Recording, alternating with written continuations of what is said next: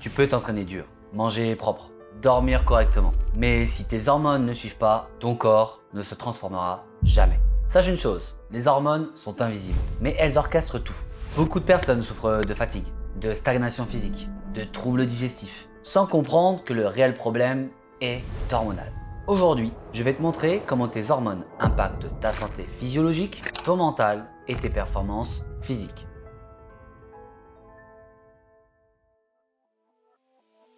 Fatigue, prise de poids, digestion lente, anxiété, perte de poids incontrôlée, souvent liée à un problème de thyroïde.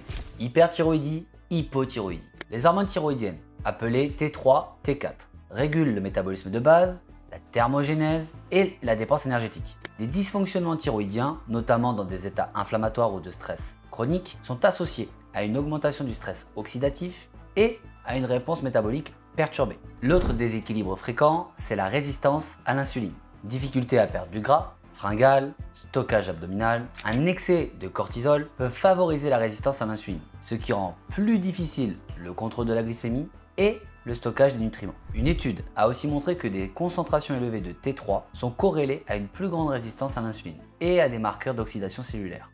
Le dernier déséquilibre fréquent qu'on le retrouve chez la femme, c'est le SOPK, syndrome des ovaires polykystiques. Cycle irrégulier, prise de poids, acné, fatigue chronique. La littérature regroupe le SOPK parmi les dysfonctions hormonales liées au stress oxydatif et à l'inflammation chronique les plus importants. Donc maintenant je te parle de pathologie, mais il y a un lien très puissant entre tes hormones et ta digestion. Il faut savoir que dans le microbiote, nous avons une production de sérotonine et de dopamine. Le microbiote intestinal module la métabolisation des hormones stéroïdiennes, la conversion des précurseurs et va jouer un rôle primordial dans la gestion de l'inflammation. Un déséquilibre intestinal peut perturber ce dialogue hormonal. Le stress et l'activation de l'axe HPA peuvent inhiber la motilité digestive, altérer la perméabilité intestinale et bien sûr induire une inflammation locale. D'ailleurs, je t'ai fait une vidéo sur le stress oxydatif que je t'invite à regarder sur ma chaîne YouTube.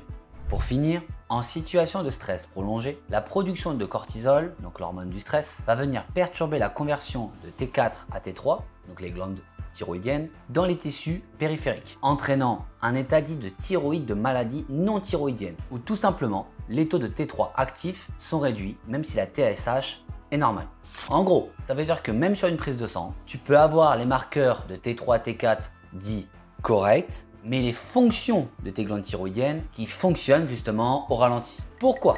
Ça, c'est la question qu'on me pose à chaque fois. Car il y a tout simplement l'analyse médicale, où l'on va analyser les douleurs via les marqueurs, sur une prise de sang par exemple, et on a l'analyse fonctionnelle, où on va analyser les symptômes pour déterminer la cause de tes problèmes. Je vais maintenant te prendre un cas concret pour te démontrer tout ce que je t'ai expliqué auparavant. J'ai des clientes, comme Elsa, qui essayaient de manger très clean, mais qui malheureusement n'évoluaient pas physiquement. Parce que tout simplement, sa thyroïde était au ralenti. Du coup, sur le long terme, elle finissait dans l'hyper-contrôle alimentaire qui provoquait des TCA, des troubles du comportement alimentaire. Et malheureusement, tant que ce problème de thyroïde n'est pas identifié, elle de son côté, elle s'épuisait sans résultat. Donc on a dû mettre en place un protocole adapté pour tout simplement relancer sa physiologie interne. Et bien sûr, sa thyroïde. Comment? Avec certaines plantes adaptogènes, phytothérapie, mais aussi certains minéraux comme l'iode et le sélénium qui sont des précurseurs de tes glandes thyroïdiennes, T3, T4, et bien sûr une alimentation progressive et spécifique pour pallier à ces problèmes. Tu te doutes bien que je ne peux pas te donner le protocole complet d'Elsa, car aujourd'hui on parle de santé fonctionnelle et que cela reste un domaine très spécifique où je ne peux pas dévoiler le protocole à voix haute, car chaque posologie est spécifique au profil et aux symptômes que tu perçois. Donc si tu veux en savoir un peu plus sur ton profil, tu peux réserver ta consultation offerte directement dans la légende de cette vidéo. Et nous on enchaîne sur la santé psychologique.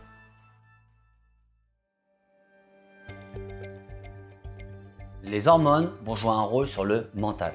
Stress, fatigue nerveuse, insomnie, anxiété. Tout ça peut nous montrer une augmentation du cortisol, l'hormone du stress. Ou encore le déséquilibre entre les oestrogènes et les progestérones, qui vont provoquer des variations d'humeur et une hypersensibilité. Dernier point, qui a un impact sur l'humeur et la motivation, c'est la testostérone, chez l'homme mais aussi chez la femme, qui va provoquer des manques de confiance en soi, une perte de motivation et bien d'autres éléments pénalisants.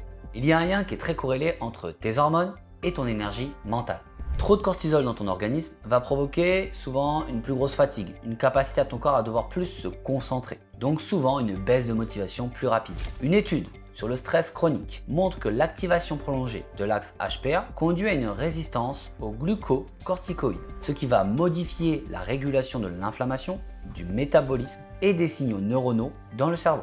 Des déséquilibres hormonaux vont provoquer des cycles de fatigue, voire même d'euphorie, une grosse instabilité émotionnelle. Le cortisol chronique a des effets cataboliques sur le muscle, ce qui va inhiber les rétroactions hormonales, la GH, la testostérone, et surtout diminuer la plasticité neuronale, ce qui peut baisser la résilience mentale. Pour faire plus simple, tes perturbations hormonales peuvent impacter ton mood, ton énergie et ta capacité à te relancer psychologiquement.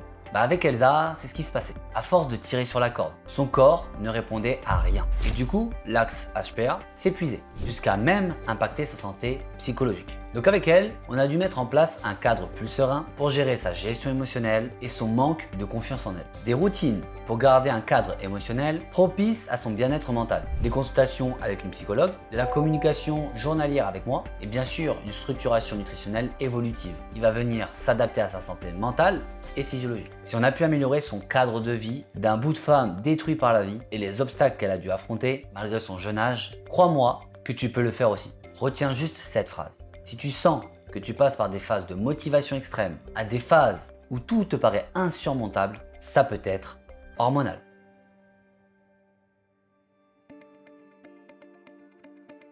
Testostérone, GH, insuline, ces hormones qui te permettent une prise de muscle, une meilleure récupération, un brûlage de graisse. Le problème, c'est le déséquilibre, cette stagnation malgré l'entraînement. Pourquoi? Un déséquilibre hormonal interfère avec la réponse adaptative à l'entraînement. Un équilibre endocrinien est nécessaire pour que le muscle s'adapte et croisse après l'effort. Le système hormonal détermine ta capacité à t'adapter, c'est-à-dire progresser ou régresser. Un état hormonal perturbé va ralentir la récupération. Les études ont même montré que dans des conditions où le cortisol reste élevé longtemps, la récupération est compromise. Le système immunitaire affecté et la réponse à l'entraînement diminue. Sans équilibre interne, blessures, récupération lente et fatigue chronique. En gros, tu peux faire 5 séances par semaine, mais si déjà ton cortisol est trop haut et ta testostérone est trop basse, tu ne construiras pas de muscles. C'est bizarre un peu, mais c'est comme les 3/4 des personnes qui souhaitent perdre du poids et qui se tuent à la tâche sur le tapis de cardio. Grossière erreur. Elsa faisait la même chose, mais pour 2 raisons. Pour cacher ses douleurs physio et psycho. On a dû donc dialoguer entre nous pour adapter le surpassement physique en fonction de son état hormonal. C'est-à-dire tout simplement moins de volume d'entraînement, mais en gardant l'intensité. Les hormones sont dites invisibles, mais si tu les ignores, tu bloques tout ton potentiel. Tu dois vraiment retenir cette phrase, car en fait c'est un peu la clé pour être en paix avec toi-même et ton corps. Elsa souffrait tout comme toi, comme les 3/4 des personnes qu'on accompagne dans la Team Rico. Mais en travaillant avec séquençage sur la physio, la psycho et le physique, nous avons pu progresser au point même de se lancer dans les compétitions de bodybuilding. Alors que, pour l'histoire, elle venait du milieu du football. Donc oui, tu peux encore rêver. Rêver de trouver ton physique parfait, de pouvoir un jour te surpasser, même si aujourd'hui tu souffres de l'intérieur. Maintenant, est-ce que tu veux juste le rêver ou tu veux agir une bonne fois pour toutes et investir dans quelque chose qui va te faire grandir et surtout prendre confiance en toi? Sache une chose, c'est que dans la Team Rico, on peut t'aider. Si tu veux comprendre comment rééquilibrer tes hormones pour transformer ton corps, découvre nos solutions Team Rico. Coaching personnalisé, suivi santé fonctionnelle et performance en cliquant sur le lien de la consultation offerte, où l'on viendra faire un audit de ton profil et bien sûr activer les leviers de ta réussite. En tout cas, j'espère que cette vidéo t'aura plu. Pense à liker, commenter si tu as des questions ou même si tu veux proposer une vidéo plus spécifique, n'hésite pas. Cette vidéo concerne les personnes souffrant de l'intérieur mais qui souhaitent performer à l'extérieur.